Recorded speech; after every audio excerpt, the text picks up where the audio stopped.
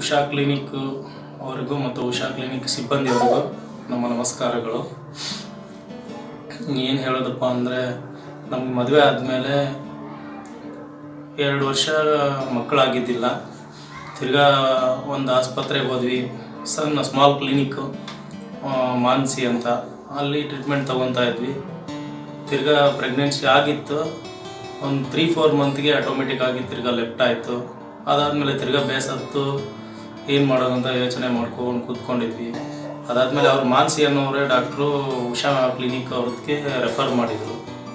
ಅಲ್ಲಿಂದ ಇಲ್ಲಿಗೆ ಬಂದಮೇಲೆ ಇಲ್ಲಿ ಟ್ರೀಟ್ಮೆಂಟ್ ತೊಗೊಳಕ್ಕೆ ಸ್ಟಾರ್ಟ್ ಮಾಡಿದ್ವಿ. ಫಸ್ಟ್ ಬಂದಾಗ ನಮಗೂ ಭಯ ಅನ್ನಿಸ್ತಾ ಇತ್ತು, ತುಂಬ ದೊಡ್ಡ ಆಸ್ಪತ್ರೆ, ಹೆಂಗೆ ಮಾಡೋದು, ಏನು ಎಷ್ಟು ಪ್ರಾಬ್ಲಮ್ ಆಗುತ್ತೋ, ಸುಮ್ಮನೆ ಸರಿಯಾಗಿ ಟ್ರೀಟ್ಮೆಂಟ್ ಸಿಗುತ್ತೋ ಇಲ್ಲ ಅಂತ ತುಂಬ ಯೋಚನೆದಲ್ಲಿದ್ವಿ. ಅದಾದಮೇಲೆ ಮೇಡಮ್ ಅವ್ರನ್ನ ಮೀಟ್ ಮಾಡಿದ ಮೇಲೆ ಚೆನ್ನಾಗಿ ಕೇರ್ ತಗೊಂಡ್ರು, ಚೆನ್ನಾಗಿ ಟ್ರೀಟ್ಮೆಂಟ್ ಕೊಟ್ಟರು. ಅದಾದಮೇಲೆ ನಮಗೆ ಅವರು ಹೆಂಗೆ ಹೇಳಿದರು ಅದೇ ಥರ ನಮಗೆ ಮಗುನೂ ಇಂಪ್ರೂವ್ ಆಗ್ಕೊಂಡ್ಬಂತು. ಅದಾದಮೇಲೆ ಇವಾಗ ಡೆಲಿವರಿನೂ ಆಯಿತು. 2022 ಜನವರಿ 20ಗೆ ಆಯಿತು ಪಾಪು. ನಮ್ಮ ಪಾಪುನೂ ಸೂಪರ್ ಆಗಿದೆ, ತುಂಬ ಚೆನ್ನಾಗಿದ್ದೀವಿ. ಮೇಡಮ್ ಮಾತ್ರ ಒಂದು ಡಾಕ್ಟರ್ ಥರ ಫೀಲ್ ಮಾಡಲ್ಲ, ಒಂದು ಸಹೋದರಿ ಥರ ಫೀಲ್ ಮಾಡ್ತಾರೆ. ತುಂಬ ಕೇರ್ಫುಲ್ಲಾಗಿ ಕೇರ್ ಹಾಕಿ ತುಂಬ ಚೆನ್ನಾಗಿ ನೋಡ್ತಾರೆ. ಸೊ ಈ ಆಸ್ಪತ್ರೆಗೂ ಬೇರೆ ಆಸ್ಪತ್ರೆಗೂ ಮತ್ತು ಗೌರ್ಮೆಂಟ್ ಹಾಸ್ಪಿಟ್ಲಿಗೂ ಕಂಪೇರ್ ಮಾಡಿ ನೋಡಿದಾಗ ತುಂಬ ಚೆನ್ನಾಗಿ ಕೇರ್ ಮಾಡಿ ನೋಡ್ತಾರೆ.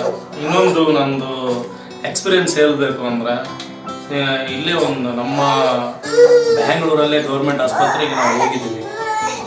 ಸೊ ನಮ್ಮ ಹತ್ರ ಮಾತಾಡಿ ಇಲ್ಲ, ನೋಡಿ ಇಲ್ಲ, ಚೆನ್ನಾಗಿ ಇದನ್ನು ಚೆನ್ನಾಗಿ ಟ್ರೀಟ್ಮೆಂಟು ಕೊಡಲಿಲ್ಲ, ಏನು ಅಂತ ಎಕ್ಸ್ಪ್ಲೇನೇ ಮಾಡಲಿಲ್ಲ ನಮಗೆ.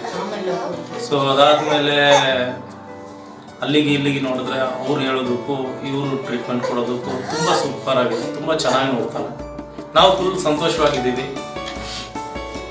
ಇಲ್ಲಿರೋ ಸಿಬ್ಬಂದಿ ವರ್ಗದವರು ನಮ್ಗೆ ಚೆನ್ನಾಗಿ ನೋಡಿದ್ದಾರೆ.